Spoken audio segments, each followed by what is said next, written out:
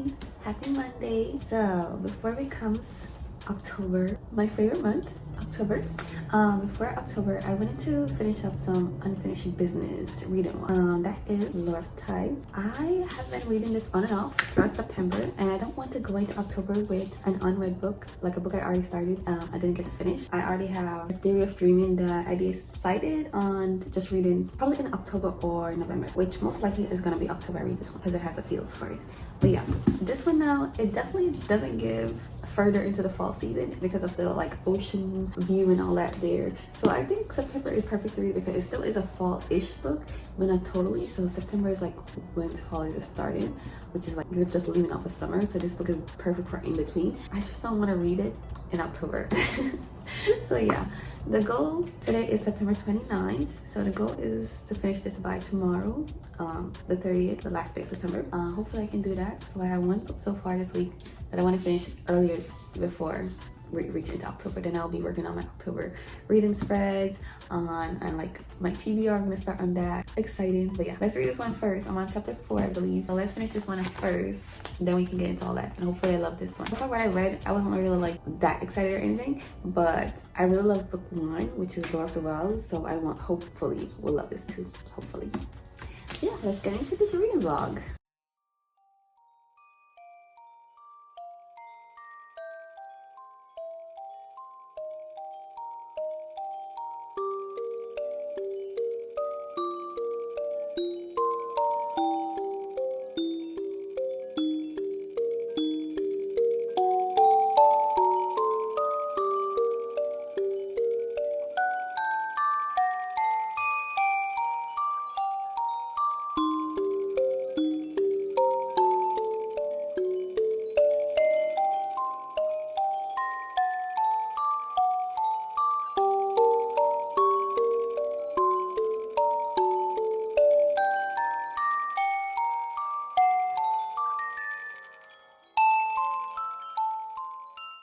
Update on Love the Tides.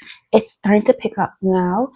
It is going a different direction than what I had envisioned, which I'm liking it. So now I understand why the book cover is in the setting of the ocean, basically, because of this journey that they're on to find this other book that is magical.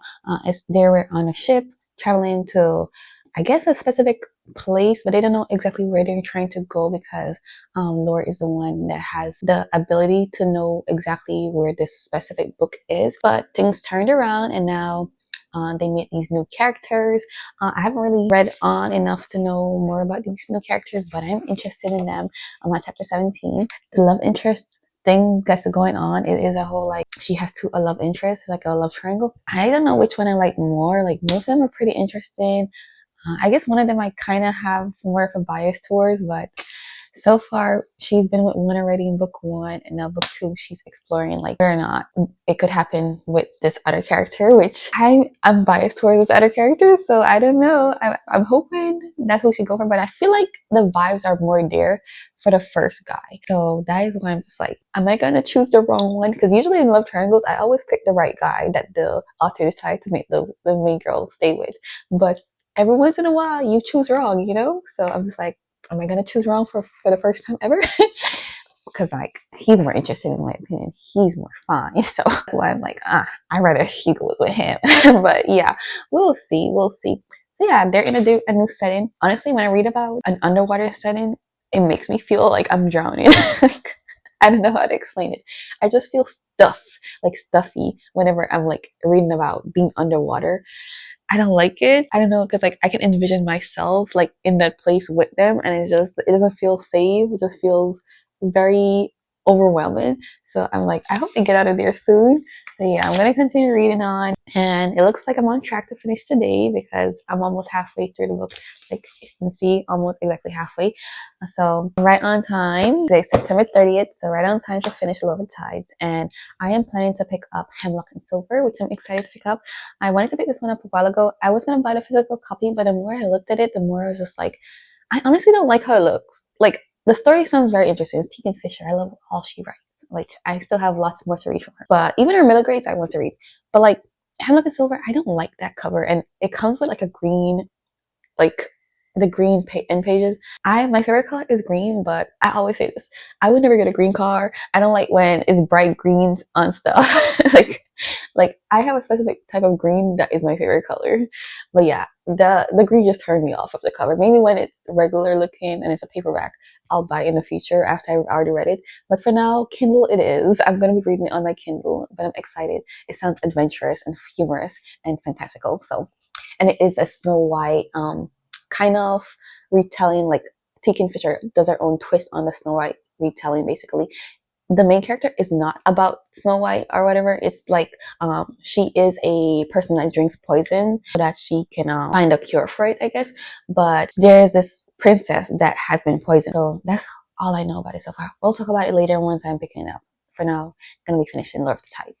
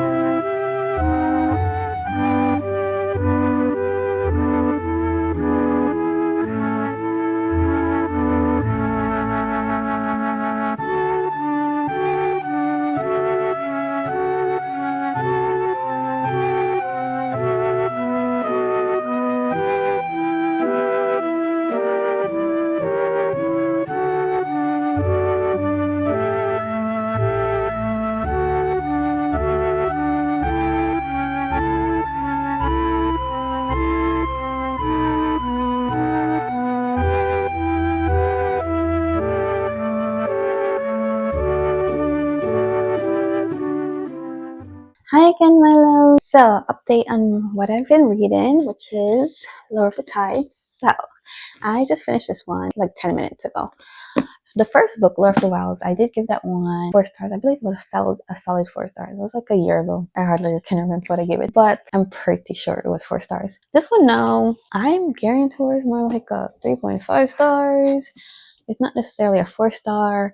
I feel like even though this is supposed to be a new adult book, other than like the sexy scenes, honestly, it read very prematurely, like a YA book, to be honest. This fit more for like young adult than new adult. It just is the plot line. I feel like the plot line was very much lacking in a whole way. Like it was so easy, basically what I'm saying. Like I think the way that things happen, it was like all resolved very easily, and like I didn't feel like the stakes were that high. Like even the author was putting them to seem like they were high, I just knew that things were going to be resolved like pretty easily, and like they were. Like say something will come up in page 1, like by page 7 or 8 it'll be resolved a little bit, like one step at a time. It's like the author had like, oh, this is a problem and we're gonna get it resolved like easily. Like I don't know, it's not like it got resolved very quickly, but just like the way it was written, you know that it was going to be resolved.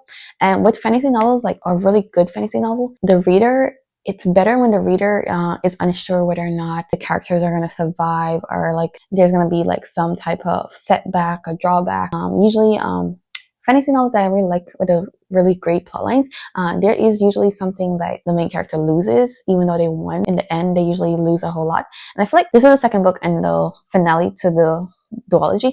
I feel like the stakes were not that high and there was not much loss, to be honest. Like it was all like, oh, happy, lucky, and like if I feel bad saying that, oh, everything was fine in the end and was like all happy, everyone was happy and everything, but like I like it considering this is like said to be a dark romantasy. I would have preferred more darker things to happen and like honestly more crueler things to happen with the plotline. Like these are fays. I feel like even the fays were not that strong too. I just feel like the characters were weak and the plotline was weak. It was lacking something. I just can't like put my finger on what it was lacking. But this is definitely not like a high star rating for book for me. It's more like a 3.5 stars. The only good thing I would say is that I really like the romance and I love that she got with the one that I wanted her to get with. That's one thing for sure. So yeah, this is my conclusion of Lord of the Wells, the duology, but unfortunately book 2 wasn't as interesting as book 1. Book 1 I really liked it because of the atmospheric vibe, and it was fine. Even the plotline in that was wasn't as great either, but it's because it was the first book, so I was like, okay, she can get away with it. It's her new book.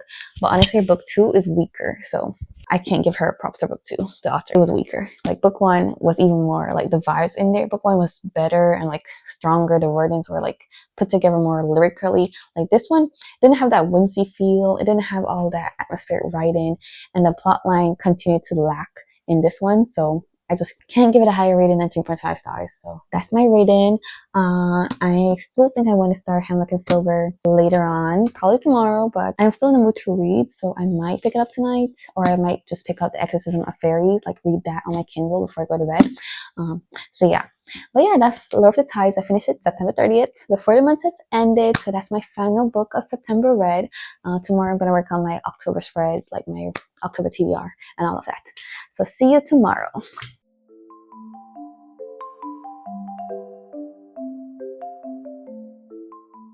Hi guys, I have been listening to the audiobook of Hemlock and Silver. There's audio on Libby.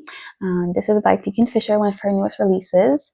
I still have a lot of books to get caught up on with Kingfisher, but this one, it's sort of a Snow White reimagining. I won't say retelling because Kingfisher, the first book I read by them was Tornhead, which was a Rapunzel reimagining, I believe.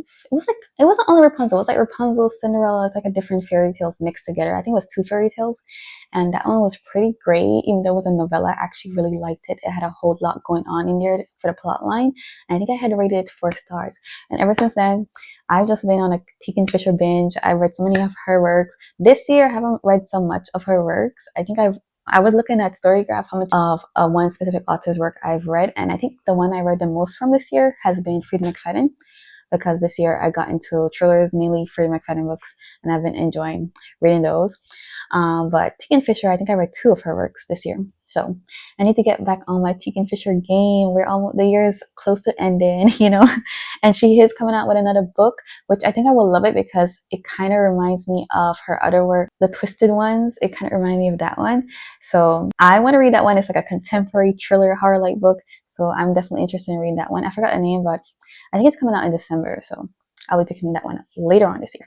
I do want to read another Kingfisher. I probably will be continuing the Paladin. What is it called? I don't remember. The Paladin series. I read 2 books from that series so far.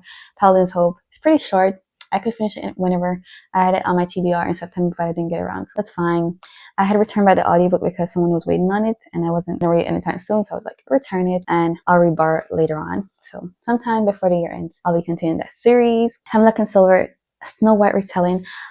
So the main character, she is how would you describe it? She's like a healer. She works with poison, so she tests out poisons and try to find a cure for them, because there's a lot of poisons that don't have any cure, and she's on like this journey to figure out like the cure for a lot of poison. She's sort of like a healer, I guess you would say. This king sought her out because his daughter Snow is sick, and he's pretty sure it's a poisoning.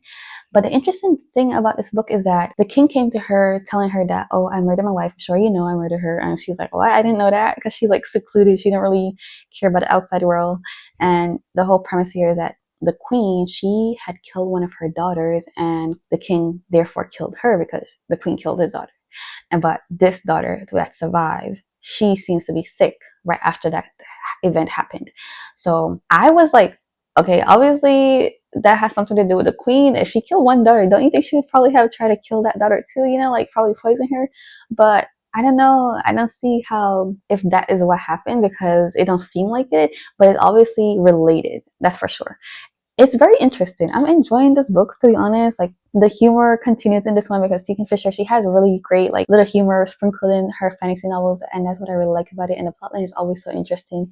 She comes up with some great ideas, and she is good at spinning the tale to the fact that you as a reader are just so invested. And I'm invested. I want to know what happened next. I feel like something about mirrors is definitely related. I feel like there's magic in here, but I don't know exactly, because so far it's like a regular fantasy world. But I feel like since it's a Snow White retelling, there has to be something about the mirrors, because it has been mentioned. Mirrors has been mentioned. The main character is afraid of mirrors. So I'm going to continue reading it and see if I was right and there's something to do with the mirror and the queen or not. But yeah, I'm enjoying Hemlock and Silver so far. The audiobook is great, and I'm reading along with the Kindle because I didn't buy a physical copy since I'm not a fan of the cover. But I am enjoying it regardless. Like sometimes books are ugly, but they're great inside. And Tegan Fisher, a lot of her books aren't the greatest looking, but the plot lines they hit so good. So yeah, that's my reading update for today. Uh, I am probably gonna finish Hemlock and Silver today, to be honest, because I started this book like 2 hours ago, and I'm almost halfway through already. Because it's just so I've just been not pausing it all. I just been listening and reading along with it the whole time because it's just that interesting, and I'm heavily invested. On the audio, it says I have 7 hours left, so I'll be continuing on and see where that goes because it's really good. It's really interesting. I'm enjoying it a whole lot. It might be a 5 stars based on how it's going, which is interesting because I haven't had a 5 stars in quite a while since Cat Dragon, which was recently last week that I read Cat Dragon and loved it so much. So another 5 star would be great.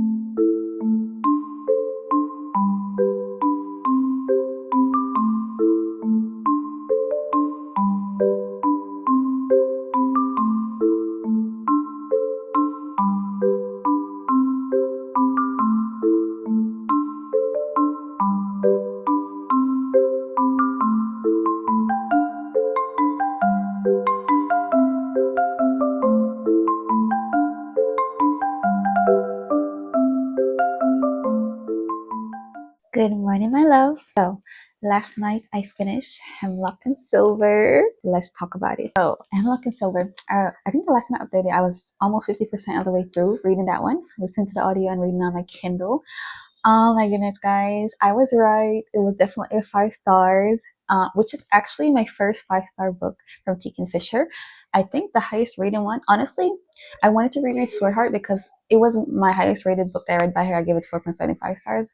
But the more I thought about it, the more I was like, honestly, that book could have been 5 stars because I honestly think about it all the time. I always want to reread it. I am planning to reread it sometime by next year because I didn't get to this year, and I did read it in November last year. But honestly, Sword Heart is not really a fall book. It's like a spring, summertime book. But I do want to read it in like the beginning of the year time. That's what I planned. But then I got into my reading slump. So yeah, let's get off that tangent. But anyways, Hemlock and Silver, my first 5 star Tegan Fisher book. It's it was so well done. Like Tegan Fisher, she takes a well-known fairy tale and just reworks it into her own complete story, and it has like this magical mystery vibe to it that I just really enjoyed. It also had a romance, which was very little but just enough, just right that I loved it. Like I love every single thing. I was so invested, especially with Snow. I really wanted to know her story. I wanted to know the story of the queen because they just bypassed that story like a little bit, and I was like, that's very important, which obviously it was with the mirrors and the apple. She did a good job like with the story. It was well done in my opinion, and honestly 5 stars. I'm so sad that I really don't like the edition that the publishers decided to come out with, that bright green cover on the spine. If I can find a copy of it without that, I'm definitely gonna pick it up physically. I would have to see in store though, because online when I look it up is the bright green cover. That's the first edition, which I hate that cover so much. Not the cover. The cover is fine. It's just the book, the spine with the green. Oh, I just don't like that color green. So I can't get myself to read. And I can't believe this. Two of my 5 stars that I read recently, I didn't own them physically. That's so crazy. Like Cat Dragon, I don't own physically, and then Hemlock and Silver, I don't own physically. But yet they were 5 star reads, and they were just amazing. Like I enjoyed them all the way through. Honestly, I miss in the world of Hemlock and Silver, and I miss the world of Cat Dragon. Like Cat Dragon was like such a cozy world and magical and just whimsical and just so beautiful.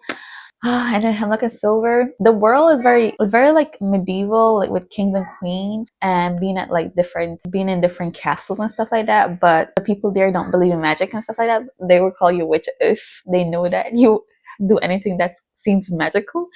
But like that made the story so much greater because once they found out about like magic in a sense, the main character was just like, oh my goodness, they're gonna think I'm a witch. Hi. And then it had like a cat in there. The cat was one of my favorite characters too. I love it when a book has a talking cat. So I really like that about it. It was really great. I highly recommend Hemlock and Silver, a great Kingfisher book. Honestly, it gave me the vibes of Torn Hedge, and I really wanted much more from Torn Hedge, and I got much more with Hemlock and Silver because the longer book and Torn Hedge was shorter. I really had wished Torn Hedge would have been longer. That's why it was my first book that I read by Kingfisher, and I had given that one 3.5 stars. But I finally got a high dosage of like that fairy tale retelling from her, and it was great. It was a 5 stars, amazing.